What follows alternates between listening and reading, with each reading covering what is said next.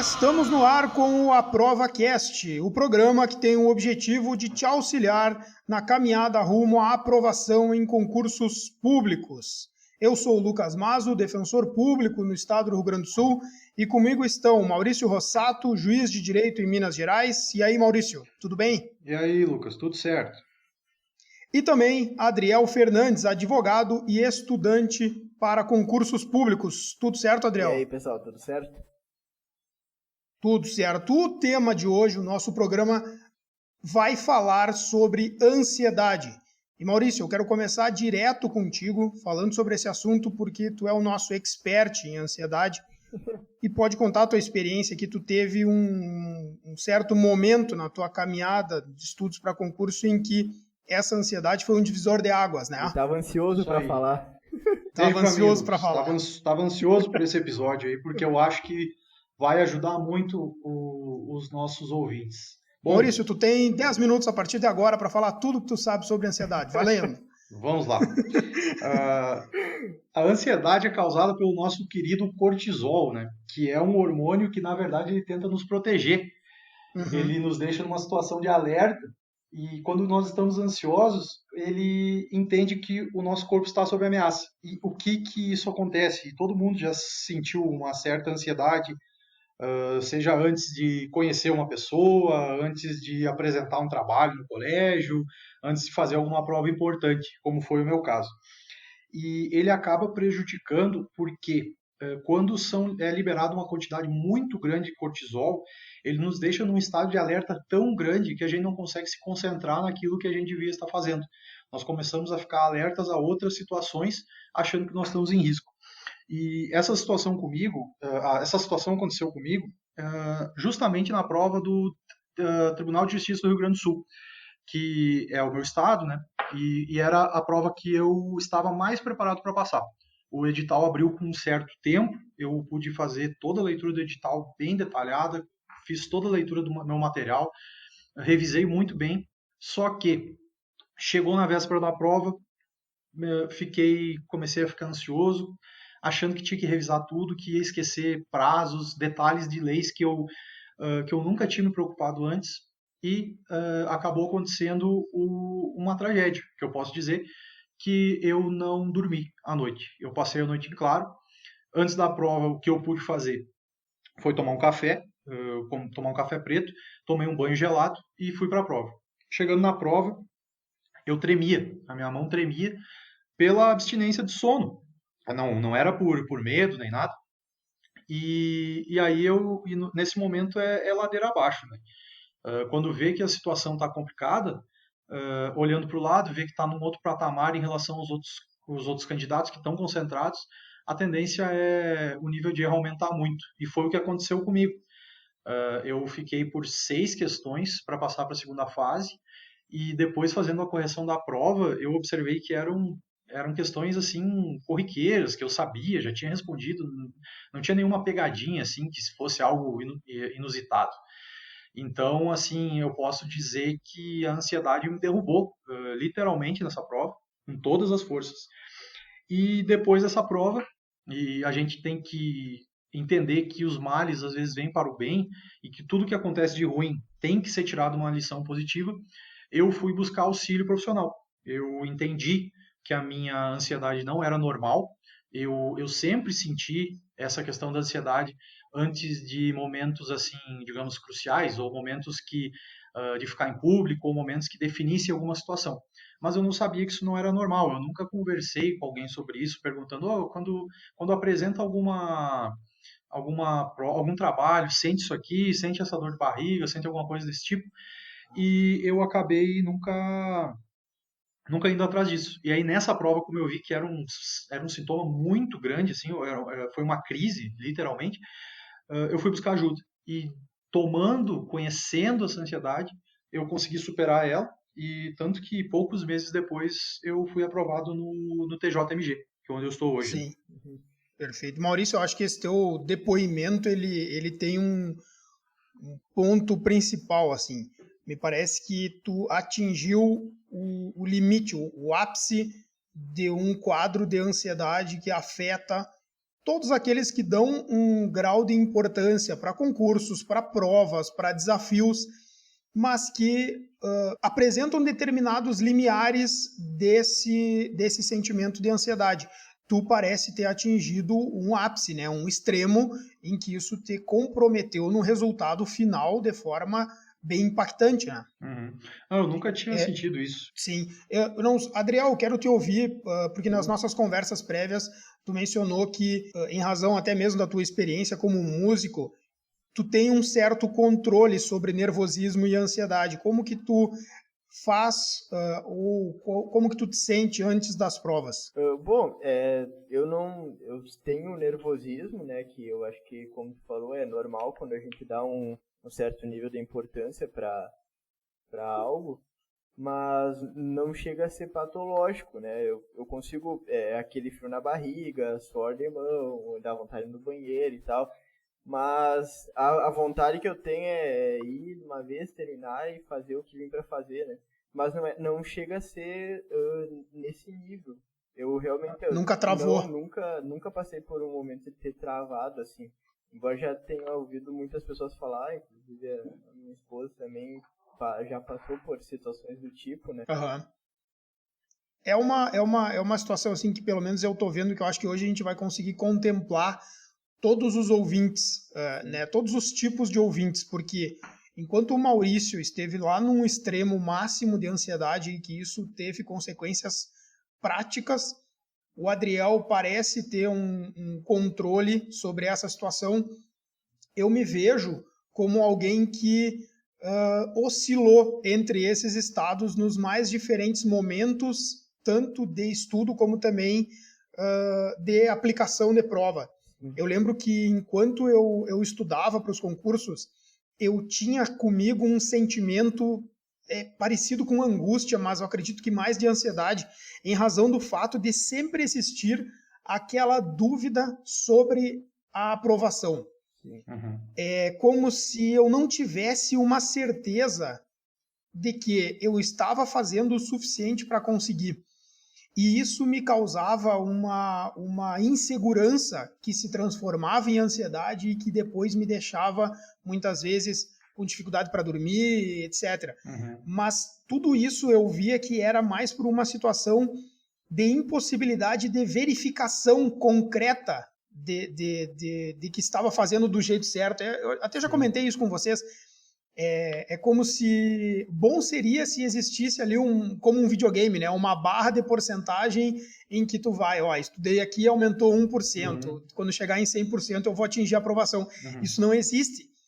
E essa falta de segurança me deixava aflito, inseguro, angustiado e me transformava numa pessoa ansiosa. Eu queria resolver muitas coisas de forma muito rápida, tentando acelerar ao máximo. E aí, no final das contas, acabava tendo estados de ansiedade bem elevados.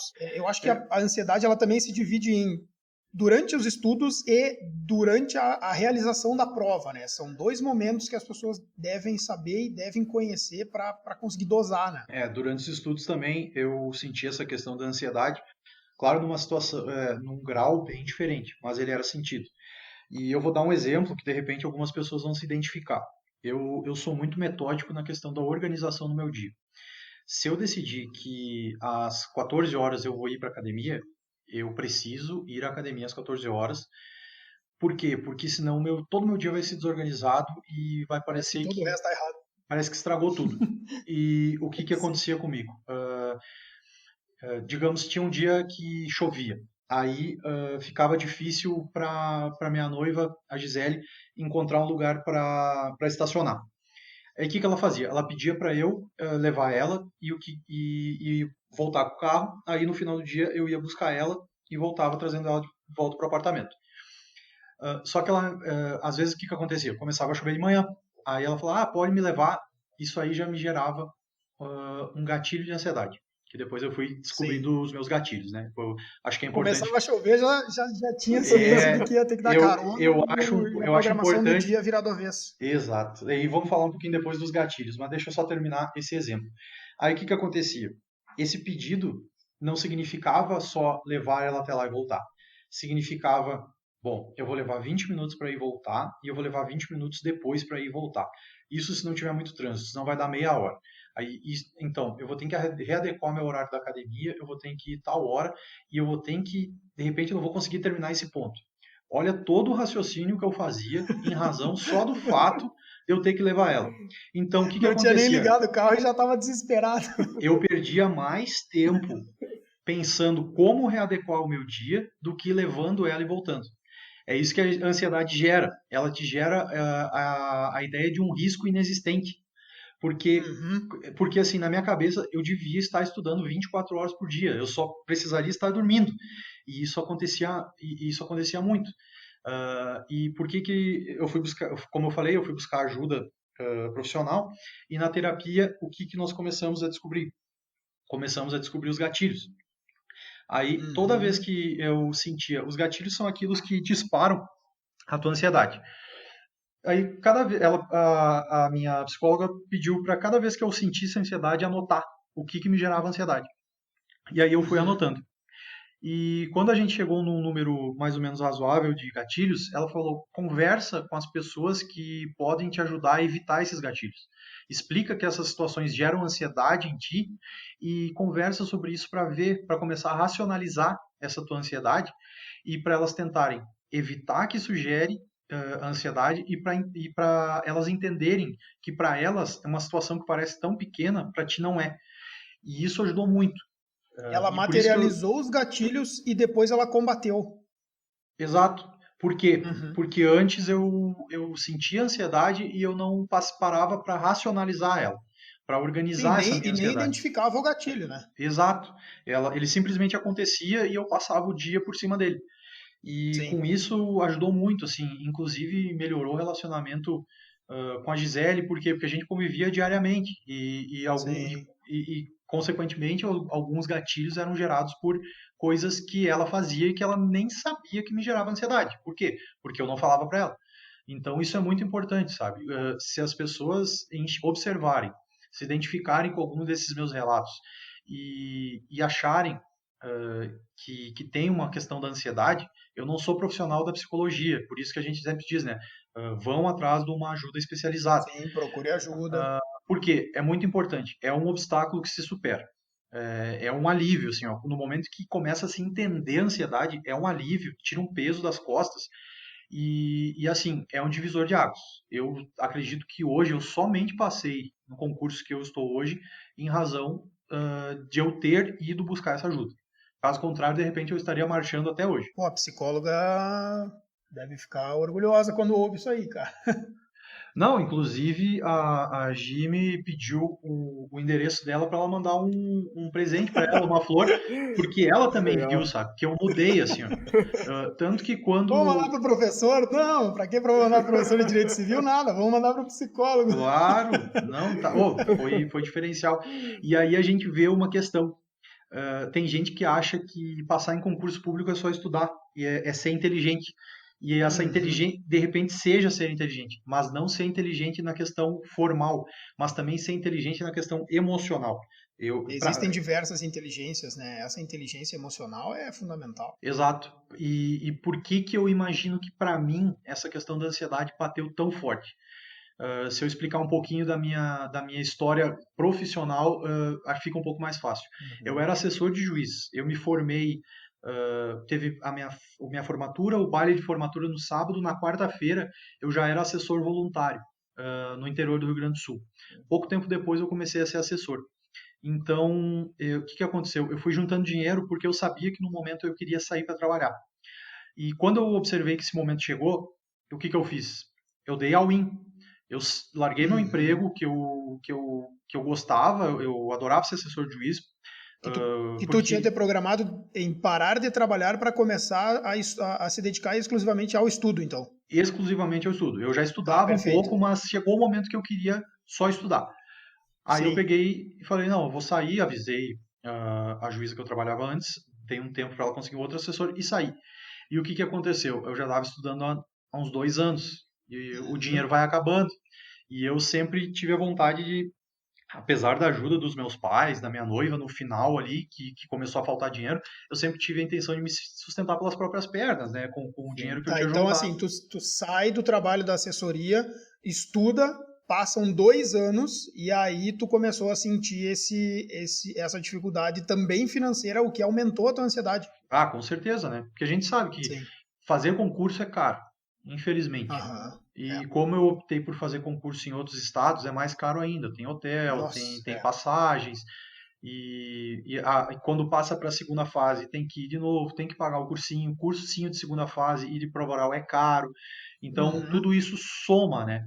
Sim. E eu acho que esse foi um dos motivos também que essa ansiedade aflorou, assim, desse nível, né? Eu tenho uma experiência pessoal que me traz para esse tema da ansiedade.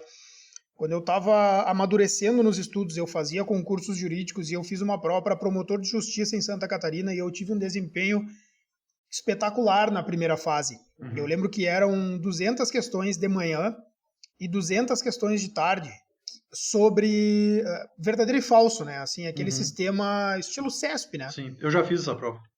E eu lembro que o meu desempenho foi absurdamente bom. Eu acertei das 200, 172 de manhã e Nossa, 163 de tarde, Caramba. foi tá? Eu muito fiquei em bem. segundo lugar Uhum. na primeira fase. E aqui eu nunca tinha feito uma prova com um desempenho tão bom. E isso também ajudou o fato de que não tinha outras provas antes dessa. Então essa foi uma prova assim que demorou muito tempo para aparecer. Eu resolvi fazer e aí eu fiz. E ali eu vi que eu estava preparado para começar a passar nas primeiras fases. Uhum. O problema é que quando eu passei pela primeira vez numa primeira fase, eu vi que talvez estivesse chegando no momento em que eu tivesse que trabalhar com algo envolvendo direito, que eu fosse deixar de ser um estudante e passasse a trabalhar. E aquilo me gerou Uhum. um pavor que eu não conseguia dormir direito. E eu nem tinha feito a segunda fase ainda, tá?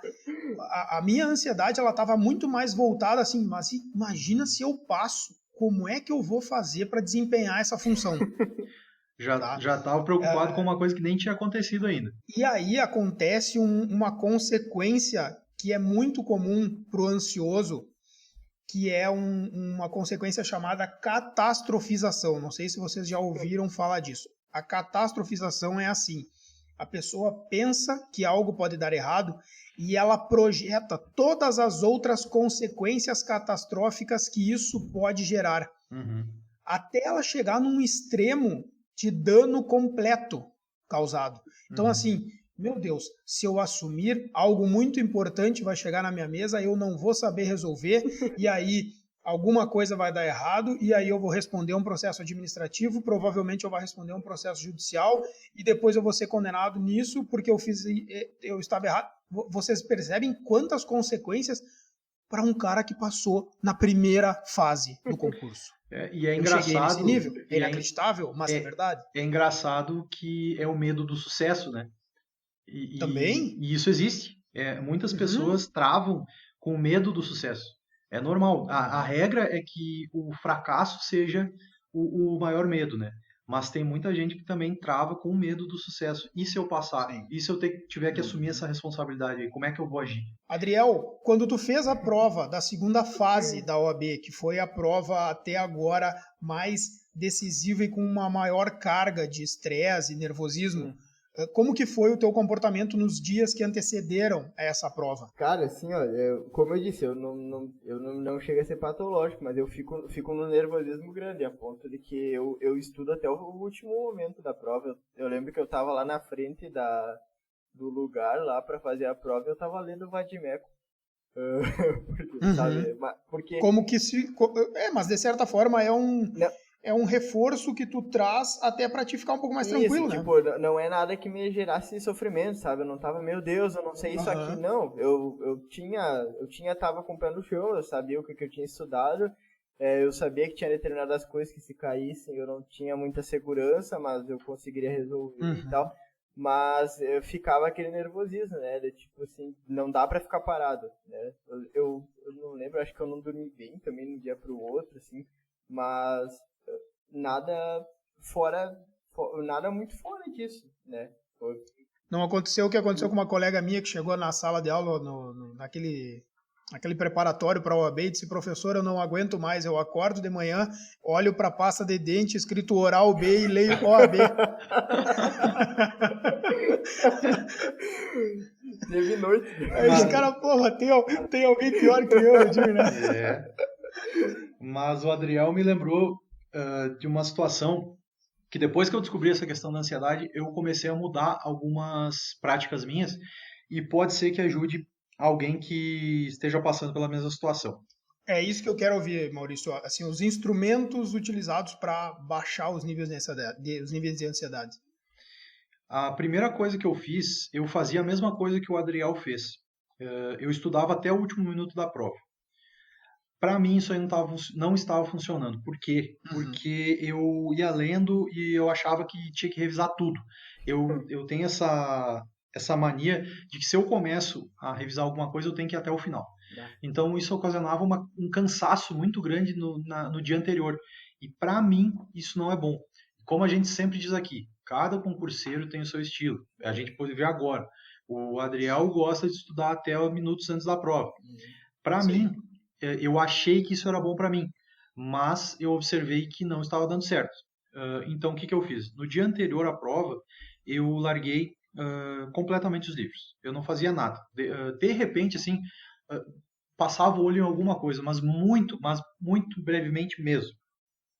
Outra situação que pode ser vivida por pessoas que façam concurso com amigos ou que têm o costume de dividir quarto de hotel. Para mim, não estava dando certo. Eu comecei a observar que, como a rotina dos meus amigos que faziam prova comigo, eram 2 amigos, era diferente da minha, eu ficava ansioso por causa disso. Eles, de repente, dormiam um pouco mais tarde, tinha um deles que dormia um pouco mais tarde e ficava acordado lendo. E eu achava, nossa, se eu dormir agora, eu estou estudando menos que as outras pessoas que estão acordadas lendo. Sim. E o que eu comecei a fazer? Eu falei com eles e falei, pessoal, eu sei que é ruim, porque aumenta os gastos, mas eu vou ficar num quarto sozinho. E o que acontecia? Eu não sabia o que estava acontecendo com eles, eu não sabia o que estava acontecendo com outros concurseiros. Eu fazia o meu ritmo. E isso me ajudou muito, porque a hora que eu queria dormir, eu ia dormir, acordava, ia tomar café com eles. A gente seguiu, é amigo até hoje, parceiro, assim, de comentar a questão, concursos, até eles falam sobre o podcast comigo, mas ficar no mesmo quarto antes do concurso não estava dando mais certo. Sim, e quem faz prova e está no mesmo barco de concursos públicos sabe e respeita a ideia do outro, entende, né?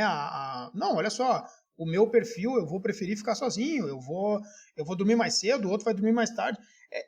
Chega num momento em que todo mundo está ali para um objetivo, né? Não é para economizar um pouquinho mais ou um pouquinho menos no hotel, se isso vai trazer um grande prejuízo, não. Então, gasta-se um pouco mais ou troca-se de hotel, vai para um mais barato, mas se tu prefere ficar sozinho, fica sozinho. Sim. Não, e exato. Se são teus amigos, eles vão entender. Se eles não entenderem, aí tem que repensar a amizade, né? No meu caso, eles entenderam muito bem, assim, daí eles 2 ficaram num quarto e eu ficava em outro. Mas todo o resto a gente fazia junto, ia jantar junto, ia tomar café da manhã junto, ia pra prova juntos, dividia Uber e tal. E deu muito certo. Por quê? Porque o meu ritmo era diferente. Então, para quem faz prova junto com outras pessoas, de repente, tomar esse cuidado. Ver se a rotina das outras pessoas não está afetando a sua tranquilidade no dia anterior à prova. Tem um outro cuidado que as pessoas têm que tomar, que é cuidar para não se automedicar. Né? Algumas pessoas vendem como uma ideia fácil e simples tomar alguma medicação para ficar mais tranquilo e está tudo resolvido. Não caiam nessa, procurem ajuda e se o médico prescrever, aí sim, utiliza o medicamento.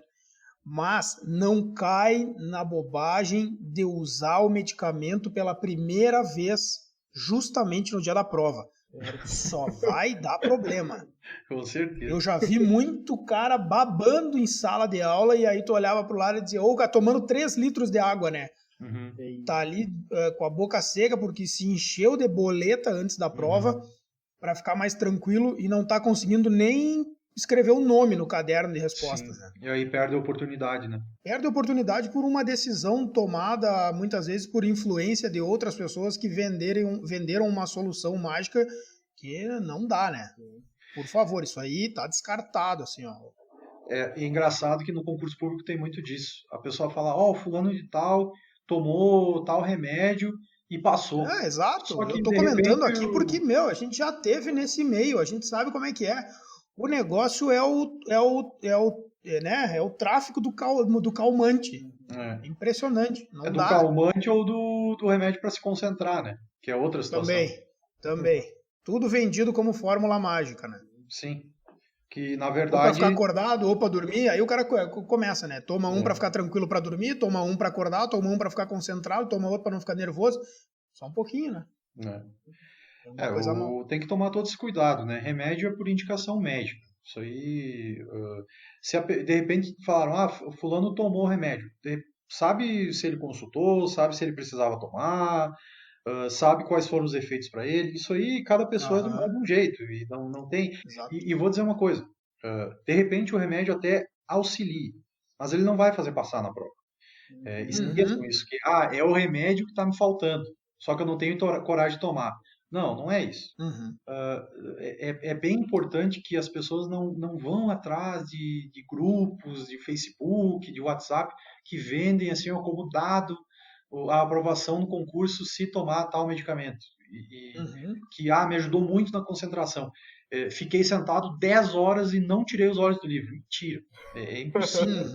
Não tem como. É impossível. Então, esqueçam isso aí. Tem que estudar. Tem que sentar e estudar. Se achar que a ansiedade está ultrapassando as margens do razoável, vão consultar. Faça uma terapia.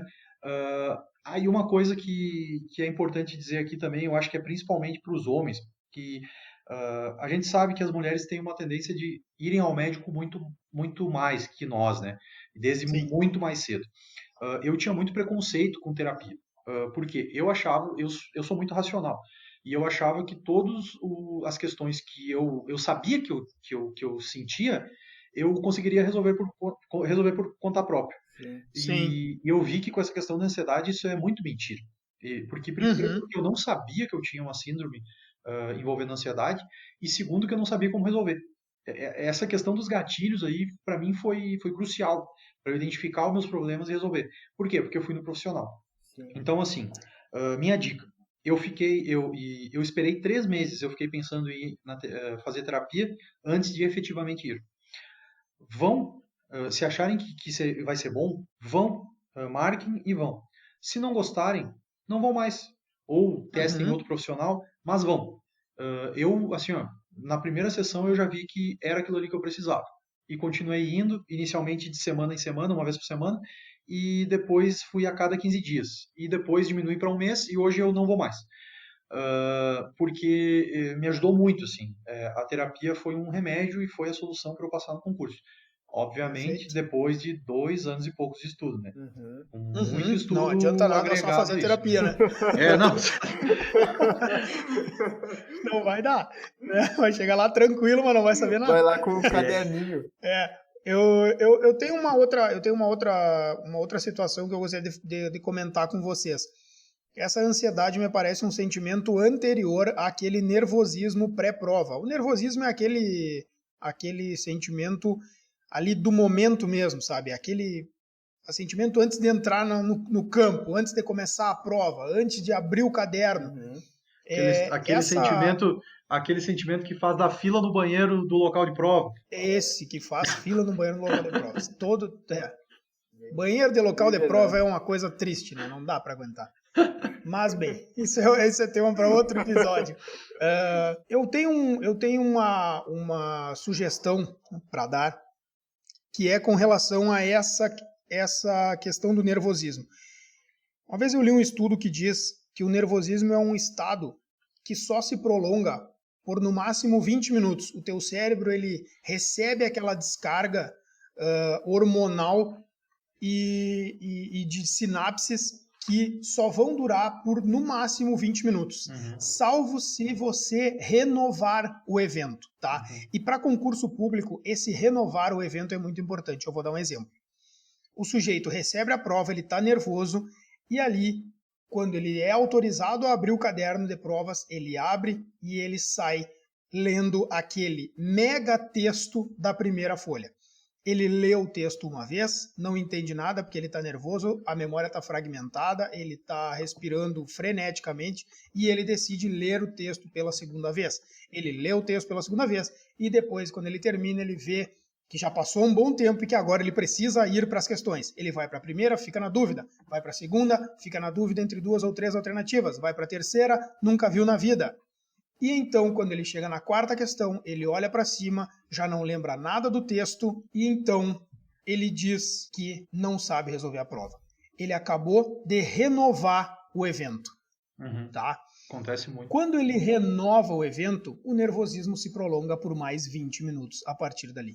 Então, qual é a técnica que eu dou como sugestão? Comece a prova pela disciplina que você mais gosta. Por quê? Porque ali existe uma tendência, uma estatística, uma probabilidade maior de você se identificar com a linguagem das questões, com a disciplina que você gosta e ter um nível maior de certeza nas respostas. Começando pelas que, né? Claro, começando pela disciplina que mais gosta, tu vai transformando aquele nervosismo em coragem de enfrentamento da prova, tá? E transformando em coragem de enfrentamento, tu vai para a próxima disciplina já com aquela carga. Olha só, das 5 questões de direito civil, por exemplo, eu tinha certeza de 4. Eu tinha certeza de 3 e as outras 2, eu fiquei só entre 2. Eu tô no jogo. Sim. É diferente daquela sensação do sujeito que, na quarta questão de português, ele não conseguiu responder nenhuma. Que já nem lembra qual é o assunto do texto. É como se fosse um sparring no boxe, né? Começa aquecendo. Exato. Não vai sair lutando contra o Mike Tyson de cara, né? E mais que isso, começa dando o golpe que tu melhor faz. Claro. Porque se começar inventando moda, a chance de levar um nocaute é bem maior. Exatamente. A gente pode trazer essa analogia, eu acho que fica bem clara para quem está escutando. Começar uma prova, e é uma dica muito boa, eu comecei a fazer isso e ajuda muito mesmo. Começar uma prova por uma matéria que não domina, ou que não tem uma afinidade muito grande, é igual tomar um soco no queixo no início de uma luta de boxe. Claro. Se bobear, um jogador de futebol da ali. seleção, acho, o Marcelo, da seleção brasileira, lateral esquerdo, o Marcelo disse, o que a gente tem que fazer nos primeiros minutos do jogo? Passar a bola um pro outro. Por quê? Porque depois da segunda, terceira vez que tu pegou na bola, sai aquele peso gigantesco e a coisa começa a ficar natural. Então, passa a bola, joga na segurança no início. Depois vai pro ataque, depois começa a propor alguma coisa diferente, começa a exigir um raciocínio maior. Se começou por aquilo que já não conhece, meu Deus, é pedir para vir o desespero, e aí só vai restar um sentimento, desejo de fuga. E é por isso que a gente vê provas com 5 horas de duração e o sujeito saindo com 1h30 correndo como se fosse disputar uma corrida até a saída do portão, né? Tá em desespero completo. Ele só vai perceber a bobagem que ele fez quando ele sentar no sofá da casa dele. Que daí baixa aquele nervosismo, aquele desespero, e ele diz, meu Deus, o que aconteceu? O que aconteceu, meu amigo, é que veio uma prova e te nocauteou, porque tu não soube trabalhar com ela. Exatamente. Certo. É isso? Isso aí. Ótimo. Maurício, para finalizar o nosso episódio, nós temos o Com Cara de Prova hoje. Exatamente, mas como sempre, a gente tentando trazer aqui as dicas pontuais, né, que a gente acredita que vai cair nas provas. Aquilo que tem cara e cheiro de prova, que o cara tem que estudar. Ali tem que levar meio que decorado. Tá, Adriel? Sempre anota essas, né? Tô sempre com o caderno pronto. Essa questão aqui, ela é dica de direito do trabalho e direito processual civil. Olha aí, tava estudando isso hoje. A justiça é do informativo 964 do STF, que diz que a justiça comum deve julgar causa de servidor seletista que passou a ser regido pelo regime estatutário. Isso se for após a Constituição Federal de 1988. É uma dica boa porque envolve duas competências, principalmente para quem não está acostumado a estudar as competências da Justiça do Trabalho. Isso pode cair em questões em editais que não prevejam a Justiça do Trabalho e pode pegar o candidato desprevenido. Típica questão que pode cair em mais de uma disciplina, né? Uhum. Eu tenho aqui uma dica de livro, que não é de direito, mas que eu acredito que seja uma boa de nós propormos para os nossos ouvintes, uma leitura mais leve para momentos de lazer, mas de um livro espetacular que eu acabei de ler. É um clássico que se chama O Velho e o Mar, do Ernest Hemingway. Clássico. Eu vou ler um clássico e é um espetáculo. O livro, Maurício, é da grossura de uma revista. Tá? É aqueles livros que dá para ler num final de semana. Mas é daqueles livros que quando você termina de ler, você quer botar na estante, dá vontade de botar ele com a capa virada para frente, não só colocar ele junto ali com os outros livros, porque ele é um livro muito grandioso para o tamanho que ele tem. É um livro que merece mais destaque na estante. Escutem isso aqui, meus amigos. Ele era um velho que pescava sozinho em seu barco. Havia 84 dias que não apanhava nenhum peixe. Dos primeiros 40, levaram em sua companhia um garoto para auxiliá-lo. Depois disso, os pais do garoto, convencidos de que o velho se tornava salão, isto é, um azarento da pior espécie, puseram o filho para trabalhar noutro barco, que trouxera 3 bons peixes em apenas uma semana. O garoto ficava triste ao ver o velho regressar todos os dias com a embarcação vazia e ia sempre ajudá-lo a carregar os rolos de linha, ou o gancho e o arpão, ou ainda a vela que estava enrolada à volta do mastro. A vela fora remendada em vários pontos com velhos sacos de farinha, e assim, enrolada, parecia uma bandeira de uma derrota permanente. Essa é a história de um homem na solidão do alto mar, com seus sonhos e pensamentos, com sua luta pela sobrevivência, com sua inabalável confiança na vida. Através desse fio de enredo, Ernest Hemingway arma uma das mais belas histórias da literatura contemporânea. O Velho e o Mar é um livro imortal, uma obra-prima do nosso tempo. Nesse livro, meus amigos, o velho sai ao alto mar num determinado dia, depois de 84 dias sem pescar nenhum peixe, e ele fisga o maior peixe da vida dele. E esse livro trata da batalha que esse velho trava com aquele peixe sozinho por 2 dias e 2 noites. E então, no final do livro, obviamente eu não vou adiantar qual é, nós temos... sem spoiler. Nós temos muito mais uma lição sobre persistência, sobre confiança nas nossas capacidades, do que sobre vitória ou derrota em concreto. É um baita livro, eu recomendo muito. O Velho e o Mar, Ernest Hemingway.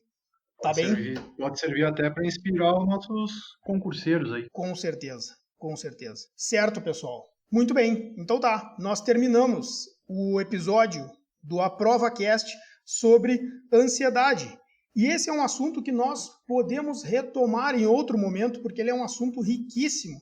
E seja na forma de um episódio individual, seja na forma de inserções em outros assuntos, o tema da ansiedade sempre vai voltar. Nós convidamos os nossos ouvintes a continuarem ouvindo o AprovaCast, mandarem as suas dúvidas para o nosso perfil no Instagram, que é @AprovaCast. Vocês podem mandar nos comentários, podem mandar nos directs, a gente vai responder todos. E mais, agora vocês também podem nos acompanhar no Apple Podcasts. Nós estamos no Spotify, no Deezer, no Apple Podcast e também no Castbox. Fiquem conosco e até mais. Tchau, tchau, pessoal. Valeu.